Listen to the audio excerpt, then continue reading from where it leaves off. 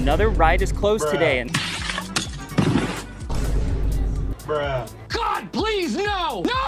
No, not you. Crack axle's really down bad right now. I'm back at Six Flags Fiesta, Texas for the 23rd week in a row. I'm here to do 7 things. Check on the Big Bender and Whirlpool Demolition. Check on Kid Flash to see if there's anything new. Look at the new Chupacabra signage as it has been installed. Eat some chicken tendies, go live on TikTok, and maybe meet some of you guys IRL.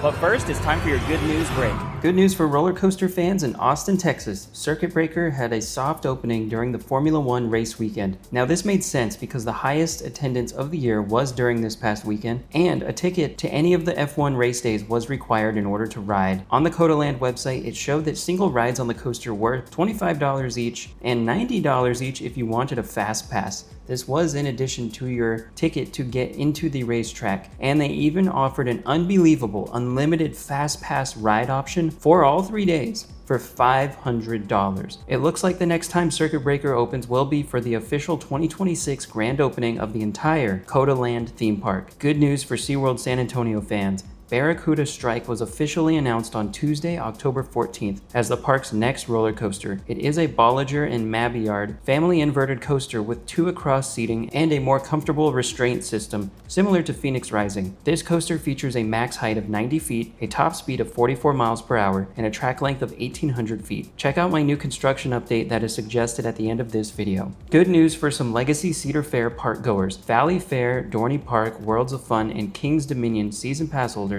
can now get into their haunted attractions for no extra charge through the end of haunt season. This change was announced last week, and hopefully this encourages people to renew their season passes for next year. Good news for fans of all Six Flags parks. Surveys were sent out recently to many different Legacy Six Flags and Legacy Cedar Fair parks, asking visitors what kinds of attractions they would like to see next, and some of the options were pretty amazing. Many parks showed a multi-launching coaster suggestion. Great America near Chicago had a flying theater, a giga coaster, and mock extreme spinning coaster suggested, and the list goes on and on. This is a very good sign because places like Six Flags Over Texas promoted the idea of a dive coaster on a previous survey, and now we know that that is what the park is going with. If you do find yourself filling out one of these surveys, please take it seriously because the park may just build that crazy attraction that you've always dreamt of. While Six Flags Over Texas did have a survey sent out which included a nighttime spectacular fireworks show, there is no photographic evidence of a Fiesta Texas survey being sent out. That may be due to Project 2027 already being decided on. And finally, good news for families in the Dallas-Fort Worth area. Universal Studios released concept art for the kids park coming to Frisco, Texas. The 7 featured lands will be themed to Shrek,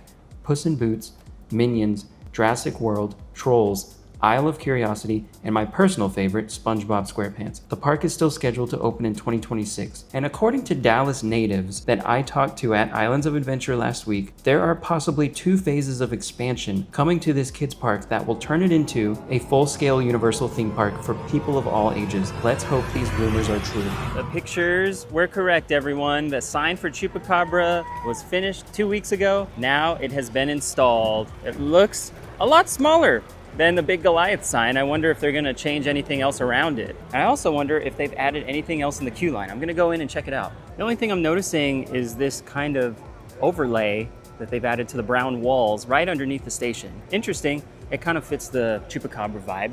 But I know that there were other pieces shown in the pictures from Jeffrey Seabird. I don't know if those items have been placed anywhere. Wherever they're going, they've got to be placed up high, like on top of posts, like at the corners of these right here, shade structure. No more Goliath signage. We only have Chupacabra now. And the line is pretty long for this. That's partly because they're running 1 train. Still, I have not seen 2 train ops on this maybe since April. It is just before noon here on Saturday, October 18th, and the crowds are already piling in.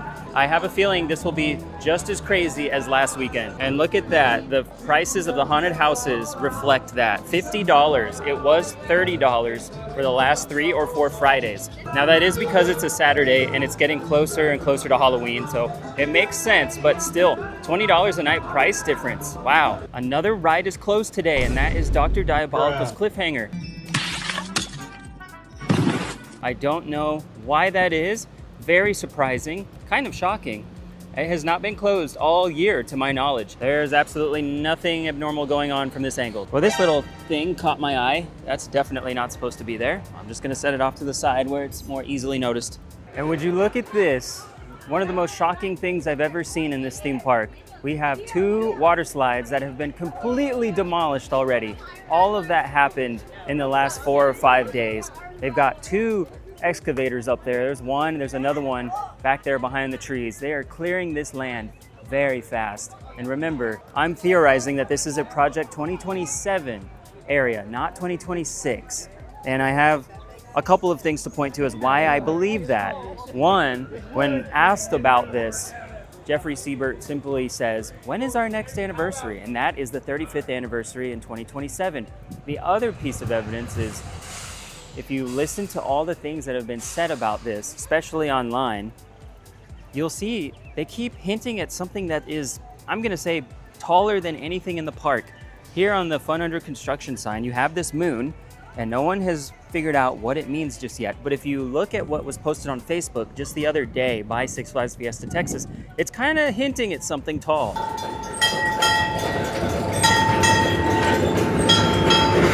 Now on Facebook, the post that I'm referring to says something will quote unquote rise. And couple that with the moon. When I see the moon, I think of the saying to the moon, like something is going up very high in the sky.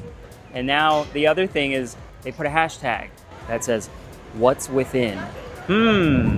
What's within? I have no idea how to speculate on, but it tells me that something tall is coming here. And also remember, when the merger happened, they had a meeting at Cedar Point. I think it was early this year. And they said there are 6 parks that are looking to get major investment. We've seen construction for Six Flags Great Adventure. We kind of already know what that coaster is. It's tall. We've seen something big come to Six Flags Great America. We've seen construction now for a Giga dive coaster coming to Over Texas. We know Magic Mountain has a plot of land that's going to get something, but we don't know when. And then there's Over Georgia and this park.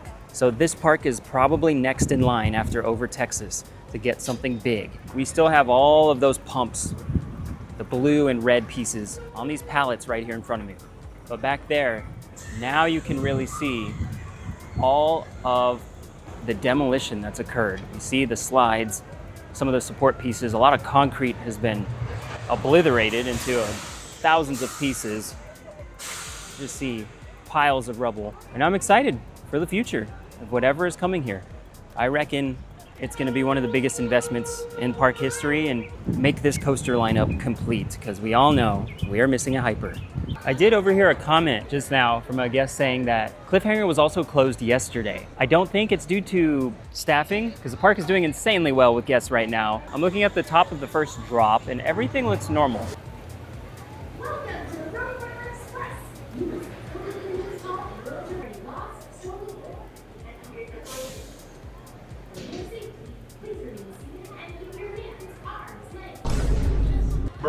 No! God, please, no! No! No!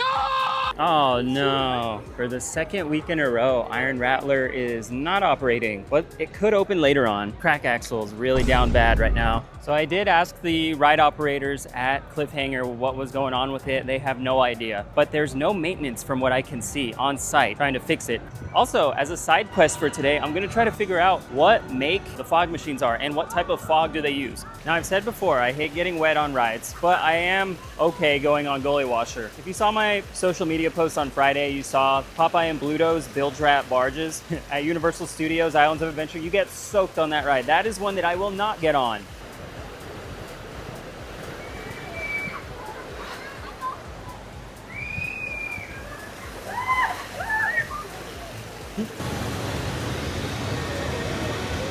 I should also mention that those ride operators did confirm that Cliffhanger was closed all day yesterday as well. We're not even an hour and a half into the day and the line for Supergirl is almost out of the queue. Over here at Kid Flash Cosmic Coaster, I do see a little mobile barrier is right here behind the fence, and that Lincoln Electric welding machine is over here. But one thing that is new is the 1, 2, 3, 4, 5, 6, 7 drive tire is missing on the far left side closest to me.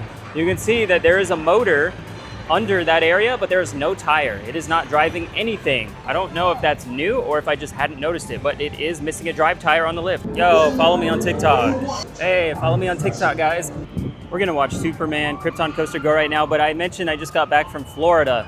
You're going to see so much content coming up from Busch Gardens, Tampa, SeaWorld, Orlando, Islands of Adventure, Universal Studios, Florida, and Epic Universe. And there'll also be a little vlog from Halloween Horror Nights, where I met up with One Train Ops, aka Logan. You guys probably follow him on Instagram. Really, really fun time. I can't wait to show all of you that. Make sure you're subscribed because that's all gonna come out over the next 2 to 3 months. And then there will be more than 100 videos next year of purely coaster rankings.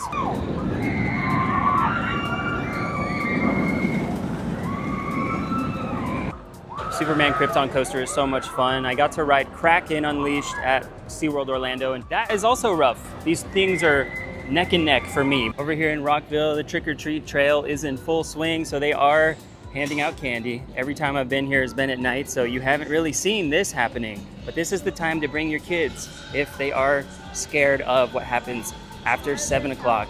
You gotta come here early.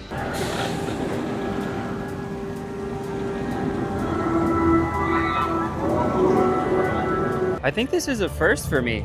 They actually have a palette of utensils, looks like ice cream cones, and some other stuff for the Blue Snowman. I've never seen it just left out in the open during park operating hours. Oh, that's right. The boardwalk doesn't open until 1. No, not you. Ah, poo. Good to see Wonder Woman operating on 2 trains. It is only a station wait right now. Well, I have been looking everywhere for some exposed smoke machines and I can't find them. So we're gonna watch Scream and then we're gonna go into Pete's Eats, get some chicken tendies and onion rings.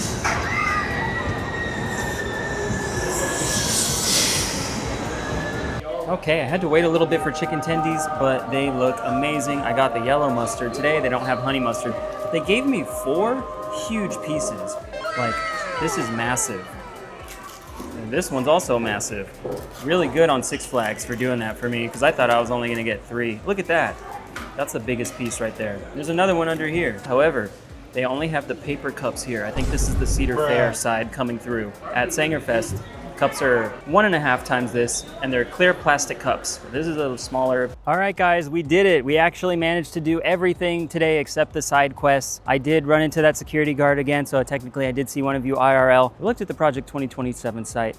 We looked at the new Chupacabra signage. We looked at Kid Flash, found one thing missing. We ate chicken tendies, and we went live on TikTok where we had more gifters than ever before. Thank you to Tiana and SpazYK223 for sending me all those gifts. TikTok is growing like crazy, like I said. And if you're wondering if it's packed, because I got asked at least 20 times on the live, is it packed? Yes, it's barely 1:30 and it's already crowded in the park. I heard from someone who works here, they think that 35,000 people will be here. That is unbelievably crowded. If you don't like crowds, don't bother coming because they're saying that that is sold out. I don't think I've ever seen this place sold out before, but I've been here when the lines are ridiculous and you can't get out of the parking lot for 2 hours. So check back for more vlogs from here and construction updates from SeaWorld San Antonio for Barracuda Strike. And you're gonna be seeing a lot of POVs and reverse POVs and vlogs and coaster rankings. So if you haven't learned anything today, just remember, no good deed goes unpunished. Follow me on TikTok. And like our friends at Mock Rides always say, if you're feeling stuck in life, push down, pull up. That was another day in the Hennisphere. This is literally less than 2 hours after I got here. And look how much more full the parking lot was than when I entered. And what's even more crazy is that there are cars parked way over here on the grass. That is a very good sign. I am glad people are packing these parks. Financially, this place is doing very well.